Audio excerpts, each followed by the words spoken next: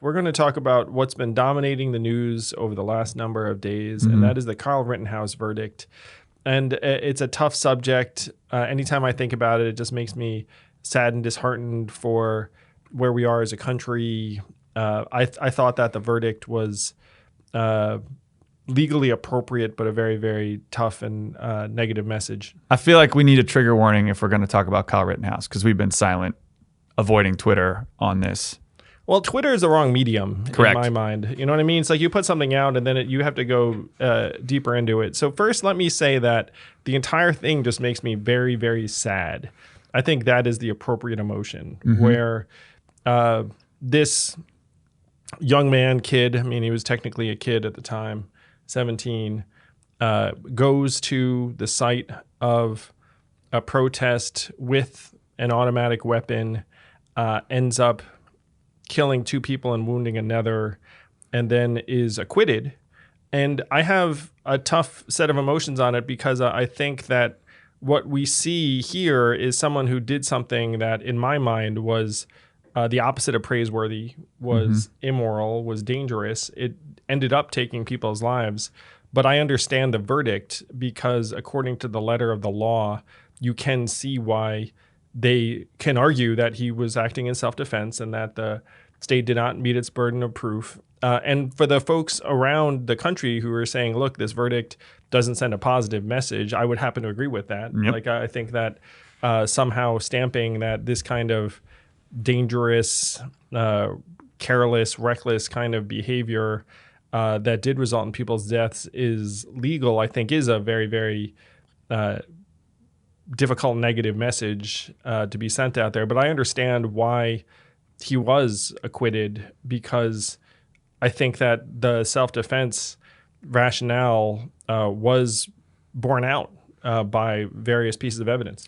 People on both sides are very, very, very, have been very, very angry about this. They're very, very emotional about this. Do you think, to me, my opinion is that this is like a poster child for media inflammation of certain stories. Do you think the media has a lot to blame with how we're literally so polarized on this trial? Oh, yeah. I mean, the media, unfortunately, is now trying to pit everything in terms of this civil war, which, in my opinion, is more and more likely, in part because of the media. There's a bit of a self-fulfilling prophecy going on.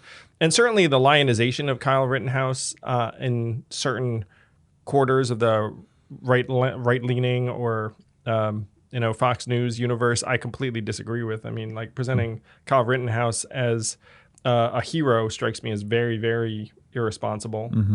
But on the other side, I think that they're presenting Kyle Rittenhouse as also some kind of racially motivated white supremacist type, which I don't think is necessarily borne out also by the fact, or should be the focus. I mean, the focus should be that these 2 people lost their lives, a person was wounded.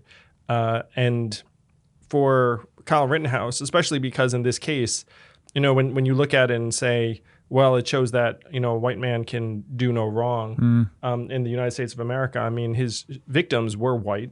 So, that doesn't necessarily fit the prevailing type of narrative. Though what it says to me really is that our gun laws are messed up, which I think a lot of people would agree with. But according to the laws as they're currently written, I understand the verdict.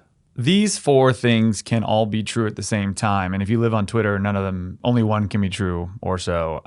These are the 4. 1, national media did not cover this case accurately, particularly in the year or so leading up to the trial. That's number 1. Number 2, that this is objectively a tragedy, that a 17-year-old with an automatic rifle feeling that he not only needs to defend his city or be in that that environment, but that maybe that he's entitled to do that he should be, right? I think that's a tragedy.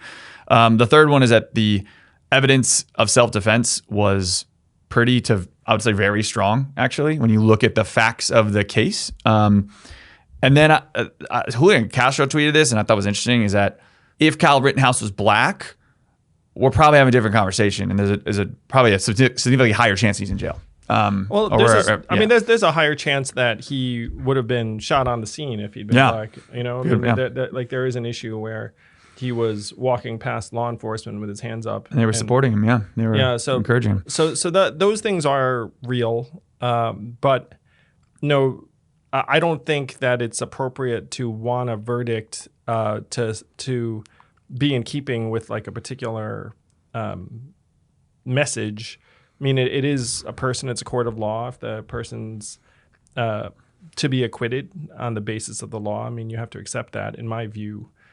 So it's a very tough situation. It makes me sad. It makes me sad for the families of the people who lost their lives. It makes me sad that our country is trying to make a cause out of what, in my view, is something that a very, very, irresponsible, immature 17-year-old did. Like lionizing that kid's a hero strikes me as irresponsible in itself.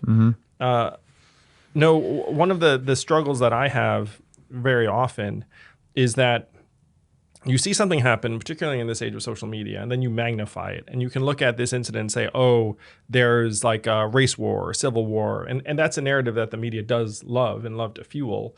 And I try and remove myself at least a couple steps and say, wait, like, is this like an army of people all organized, or is this just one, in this case, 17-year-old with terrible ideas? And then the reverse happens in Waukesha, Wisconsin, and you can say, look, is this all people of color or black people? Like, of course not. Like, we can't be seeing things through these collectivized, racialized lenses, or else anytime someone does something, it's like, oh, all people of that background will think a certain way, will act a certain way. As soon as you start to generalize to that degree, then we're lost, in my opinion. Like, I try and look at something and say, okay, this human being made these terrible decisions.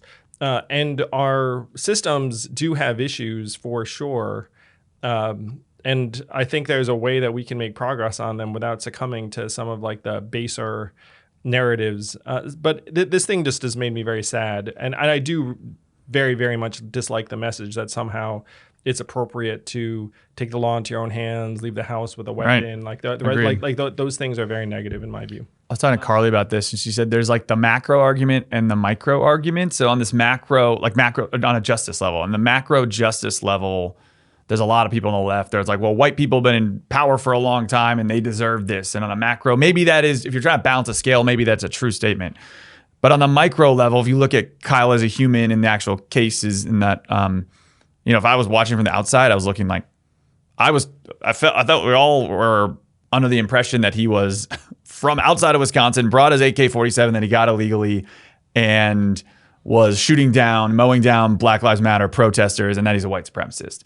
And that was like the recurring narrative, even on the right. And they were saying, the right's early narrative was, this is the fault of bad government and not the fault of the kid. And they were even defending him, and they weren't even, they're kind of giving that side of the argument to the Democrats.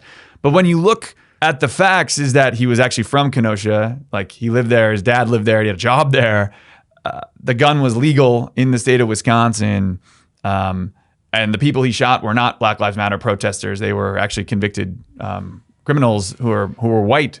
And not that matters when you're talking about a human life, but it's just a different narrative that's been framed. So there's macro and micro, and I think Twitter there's no nuance for that. A lot of people don't want that nuance. They picked a team, and they're either happy or upset of this, and it's a shame. I think it's a tragedy. Yeah, if you're on Team Humanity or Team USA, it's just sad. It's like the thing, and it does, in my view, send a message you do not want to send, which is that vigilantism is somehow appropriate, or that this person's actions were somehow not just legal but moral or praiseworthy. Yeah, I happen to think that he should not have been there, certainly with a firearm and the rest of it, and that these people's lives should not have been lost in this way. The fact that you can get these types of weapons, that's really open carry them, problem. And in Wisconsin, it's totally legal to walk. So, but I wanted to make sure we haven't talked about it at all. Well, before, frankly, the trial was going on, and then what are you going to talk about? And then the verdict comes out, and then it's just like a hypercharged like Twitter atmosphere, and then you're like, well, it's like I would have to go on for some length to try and express something that isn't. Yeah, and part of it too is like I always try and be helpful or productive, and so if you're like, hey, I'm just going to, say something to say it, it didn't seem like the right approach. But clearly, we see this, and at least on my side, like I've just felt very sad about it every time I've been reflecting on it for the last number of days.